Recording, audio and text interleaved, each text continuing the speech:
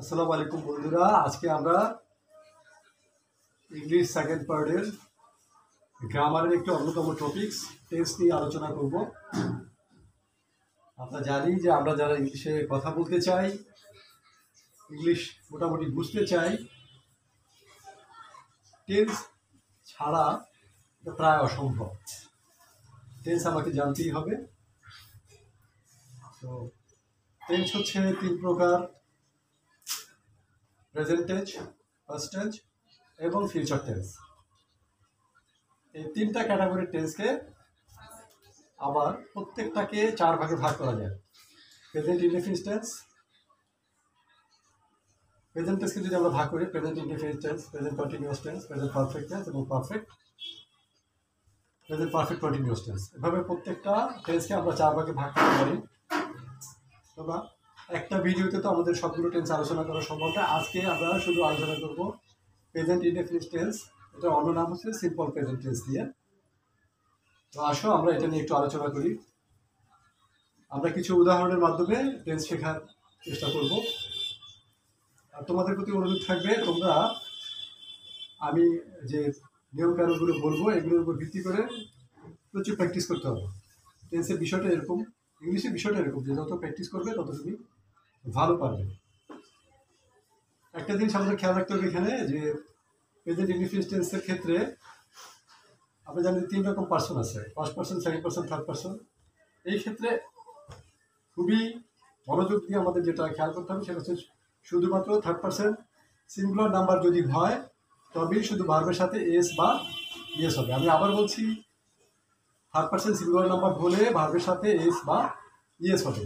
আর অন্য সব জায়গায় আমরা চোখ বন্ধ করে ভার্বের যে মেন ফর্মটা, প্রেজেন্ট ফর্মটা, এটা বসিয়ে দিই, আর কোনো চেঞ্জ নেই। That's okay.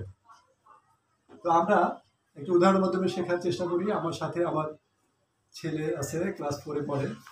ওকে একটু বলবো, বাবা তুমি প্রেজেন্ট ইনডেফিনিট টেন্সের একটা উদাহরণ দাও তো দেখি। Robin writes a letter. Robin writes a letter. Good, very good. Robin writes a letter.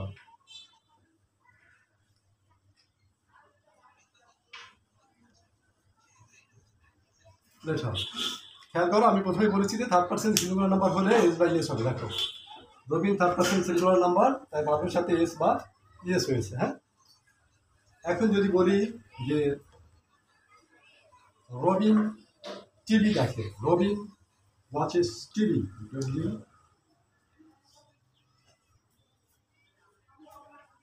TV. খেয়াল করো, ভার্বের সাথে এস বা ইয়েস হয়েছে। কেন হয়েছে এবং কোথায় ইয়েস হবে আমরা একটু খেয়াল করি। কিছু ভার্ব আছে যেগুলোর সাউন্ড সাধারণত চয়ের মতো হয়, হ্যাঁ, যেগুলো শেষে সাধারণত এস এইচ থাকে, সিএইচ থাকে। এই ধরনের ভার্বের ক্ষেত্রে সাধারণত এস না হয়ে ইয়েস হয়।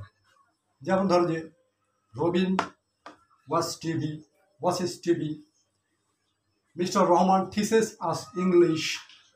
এই ধরনের ভার্বের ক্ষেত্রে ইয়েস হবে। হ্যাঁ, প্রেজেন্ট ইনডেফিনিট টেন্সের ক্ষেত্রে গুরুত্বপূর্ণ কিছু বিষয় আছে যেগুলো সাধারণত বিভিন্ন রকম প্রতিযোগিতামূলক পরীক্ষায় এসে থাকে। হ্যাঁ, আমরা একেবারে সিম্পল যে নিয়মগুলো, এগুলো সাধারণত পরীক্ষায় কম আসে। কিছু ব্যতিক্রম নিয়ম আছে, সেই নিয়মগুলো আমাদেরকে একটু খেয়াল রাখতে হবে। সেটা যদি আমরা খেয়াল রাখি তাহলে দেখা যাবে আমরা বিভিন্ন কম্পিটিটিভ পরীক্ষাতে ভালো করব। এরকম কিছু বিষয় আছে, যেমন ধরি আমরা চিরন্তন সত্য যদি হয় তখন প্রেজেন্ট ইনডেফিনিট টেন্স হয়, নিকটবর্তী ভবিষ্যৎ হলে সেক্ষেত্রে প্রেজেন্ট ইনডেফিনিট টেন্স হয়। তারপরে যদি কারো অভ্যাসগত বিষয়কে আমরা প্রকাশ করতে চাই সেক্ষেত্রেও প্রেজেন্ট ইনডেফিনিট টেন্স হয়। আমি আমার ছেলেকে আবার একটু বলবো, বাবা তুমি অভ্যাসগত বিষয়ের উপরে একটা উদাহরণ দিতে পারবে? My mother reads the Holy Quran every morning. My mother, very good.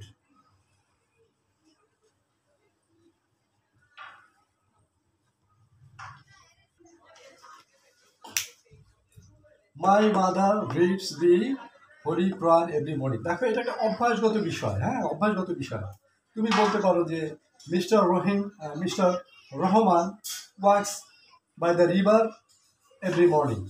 Mister Rahman প্রত্যেক দিন সকালে নদীর পাশে হাঁটে। অথবা he takes exercise every morning. এই যে অভ্যাসগত বিষয়গুলো, এগুলো যদি আমরা প্রকাশ করতে চাই সেক্ষেত্রে আমাদেরকে প্রেজেন্ট ইনডেফিনিট টেন্স দিয়ে এগুলো বোঝাতে হবে। দেখো মাই মাদার থার্ড পারসন, ভার্বের সাথে এস বাই এস, সেই আগে যা বলেছি তাই। তো এই বিষয়গুলোকে আমাকে খেয়াল রাখতে হবে। হ্যাঁ, এরপরে আমরা যদি বলি যে চিরন্তন সত্য যদি হয়, চিরন্তন সত্য যদি হয় সেক্ষেত্রেও এই প্রেজেন্ট ইনডেফিনিট টেন্সের মাধ্যমে এটা প্রকাশ করা হয়। বাবা তুমি আমাকে চিরন্তন সত্য বোঝালে প্রেজেন্ট ইনডেফিনিট টেন্স হয়, এর একটা উদাহরণ দাও তো। Man is mortal. Man is mortal, very good. Man is mortal, man is mortal. দেখো চিরন্তন সত্য, man is mortal, future tense হোক পাস্ট টেন্স হোক সব ক্ষেত্রে এই যে ম্যান ইজ মর্টাল এটা ঠিকই থাকবে। হ্যাঁ, এই চিরন্তন সত্যগুলো আমাদের সবসময় ঠিক থাকবে। তো এই চিরন্তন সত্য জনিত যে ধরনের সেন্টেন্সগুলো আসবে সেক্ষেত্রে আমরা প্রেজেন্ট ইনডেফিনিট টেন্স ব্যবহার করব। আরেকটা উদাহরণ দিতে পারো তুমি এরকম চিরন্তন সত্য বোঝায় এরকম, যেমন earth, the earth is, The earth is round. The earth is Round. Earth is round. এটা একটি চিরন্তন সত্য। তো এই ক্ষেত্রেও আমাদের প্রেজেন্ট ইনডেফিনিট টেন্স হবে। হ্যাঁ, এটা একটু খেয়াল রাখতে হবে।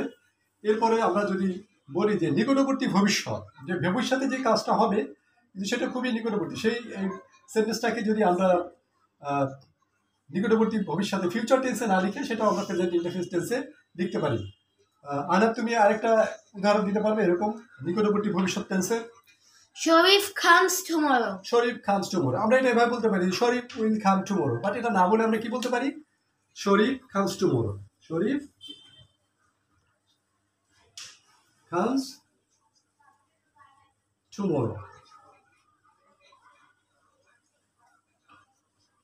দেখো এটা একটা অ্যাডভার্ব, হ্যাঁ, যেটা ভবিষ্যৎ বোঝাচ্ছে। বাট আমরা এখানে কি ব্যবহার করেছি? শরীফ খামস টুমোরো আমরা প্রেজেন্ট ইনডেফিনিট টেন্সে দেখিয়েছি। শরীফ থার্ড পারসন এবং তাই ভাবের সাথে এস হয়েছে। তো এই ধরনের নিকটবর্তী ভবিষ্যৎ হলে সেক্ষেত্রেও আমাদের কী করতে হবে?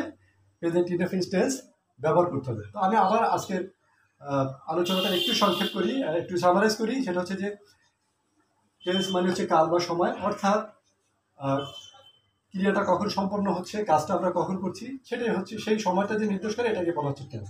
টেন্স হচ্ছে তিন প্রকার, প্রেজেন্ট টেন্স, পাস্ট টেন্স এবং ফিউচার টেন্স। আমরা আজকে প্রেজেন্ট টেন্সের যে ক্লাসিফিকেশন, প্রেজেন্ট ইনডেফিনিট টেন্স, এটার অন্য নাম হচ্ছে সিম্পল প্রেজেন্ট টেন্স, সেটা নিয়ে আলোচনা করেছি। এবং সেখানে একটি গুরুত্বপূর্ণ বিষয় হচ্ছে যে যদি থার্ড পারসন সিঙ্গুলার নাম্বার হয়, আর রিপিটিং অ্যাগেইন অ্যান্ড অ্যাগেইন, যদি থার্ড পারসন সিঙ্গুলার নাম্বার হয় সেক্ষেত্রে ভার্বের সাথে এস বা ইয়েস হবে। এই হচ্ছে ব্যতিক্রম।